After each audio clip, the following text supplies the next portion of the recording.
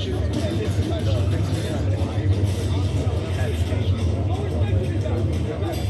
fought on multiple Canelo undercards. 30 seconds.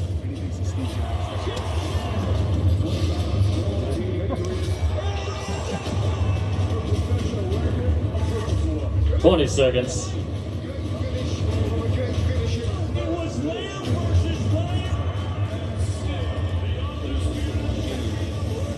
10 seconds.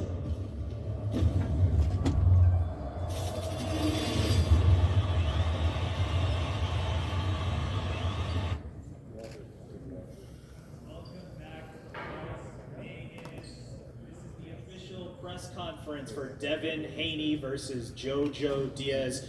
Of course, a slice of the lightweight championship. We've seen some monumental shifts in the lightweight division, and we've seen some amazing fights here. Welcome you into the MGM Grand Garden Arena. I am your host, Karan Bhatia. We have a stacked card top to bottom, and of course, topped by Devin Haney and Jojo Diaz. We're going to be hearing from both men. And there's a tremendous undercard full of young, undefeated fighters. So we're going to get things underway here at the press conference. Let's throw it up to Eddie Hearn. Thank you, Karan, and thank you all so much for attending here today. The press conference, a great turnout. Thank you to all the media that have made the trip here to Las Vegas this week for a huge night for the lightweight division. Of course, Devin Haney against Jojo Diaz for the WBC Lightweight World Championship, live on DAZN all around the world this Saturday from the historic MGM Grand here in Las Vegas. I had a moment yesterday where I felt we're really lucky people. We're really lucky to be here. The MGM Grand is a venue steeped in boxing history, and last week, of course, we were in the iconic Madison Square Garden for a fight that I think everybody that was there or everybody that watched on DAZN will never forget. George Kambosos dethroning Teofimo Lopez for a whole host of belts in the lightweight division. And of course, the moment where Australian boxing just lit up to see a new star in George Kambosos. And what a night it was for boxing worldwide. We've got a great card here and some undefeated fighters that we'll be talking to, undisputed world championships as well on the card, heavyweight action. And also we'll be hearing from George Kambosos up here on the stage just before the Devin Haney and Jojo Diaz press conference as well. This is part of an incredible schedule on DAZN to finish this year. Of course, last week, as I said, at Madison Square Garden. Tomorrow night, we're in Bilbao for a tremendous card for the European title in Spain.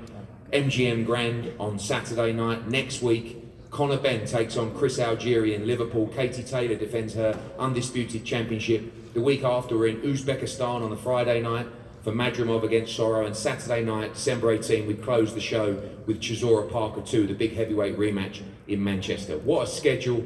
We're very lucky people to be living a dream every week on DAZN, but particularly this week, as are these four young men. Amari Jones, will start with you, 4-0, part of Devin Haney Promotions, ready to go. During a pandemic, you've actually been a lot more active than most young fighters as well, and a tough fight for you on Saturday night as well. Yes, I have a step-up fight, and I'm more than ready. I've been training with a world champion. I train like a world champion, and I feel great. Obviously part of Devin Haney Promotions as well. You've been with Devin throughout camp as well. An important role model for you as well. A guy who started very young, had a huge amount of experience on the road as well, and looking to follow in his footsteps.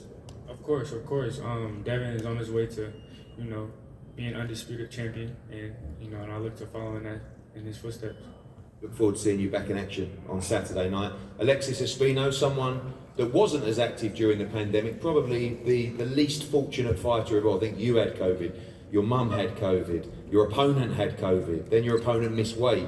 We managed to get you out, probably not as much as we wanted to now, but looking to finish the year with a bang here in Las Vegas, your hometown.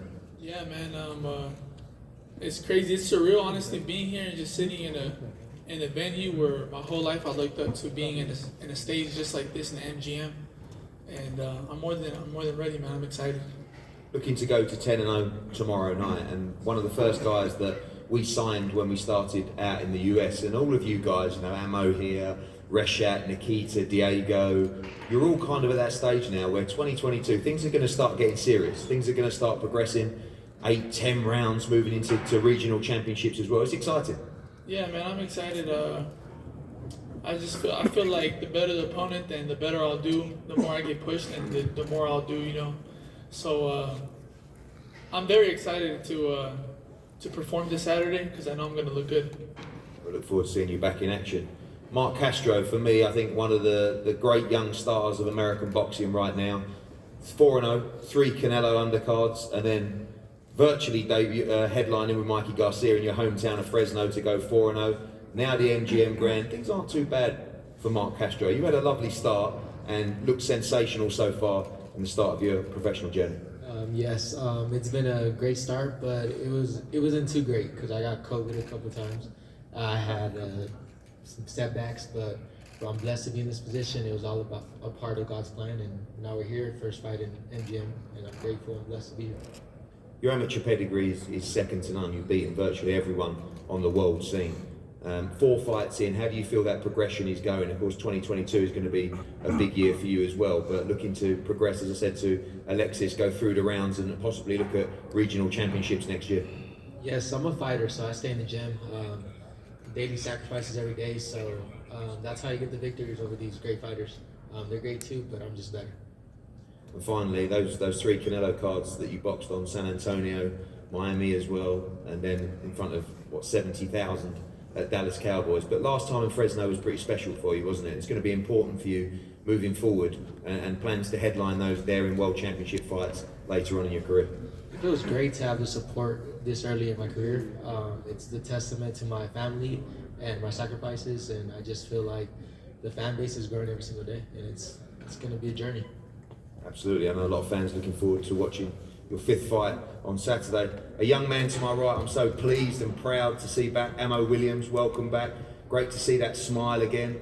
Well documented, your troubles coming off the back of that great win against Dennis Duglin.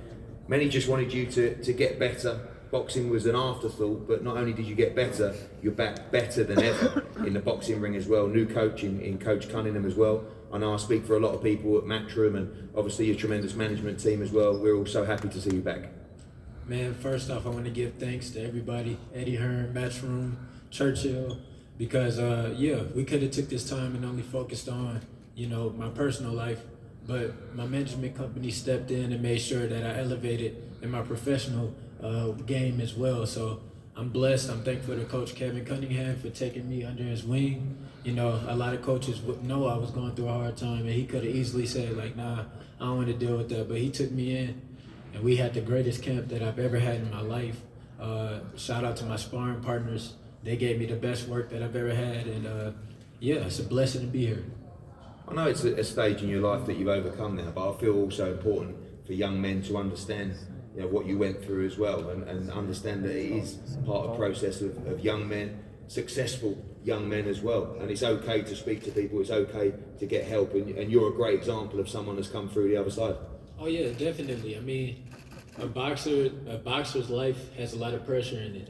We fight for our life. We do this to entertain everybody, but it's a lot of pressure. And as you see, people can turn on you from one day to the next. So a fighter deals with a lot, and it's just a good time. It's a good platform for me to be able to speak out about mental health and let people know, it's a real thing, and also speak for my brothers who share the ring with me, and just be a person that let people know what really goes on.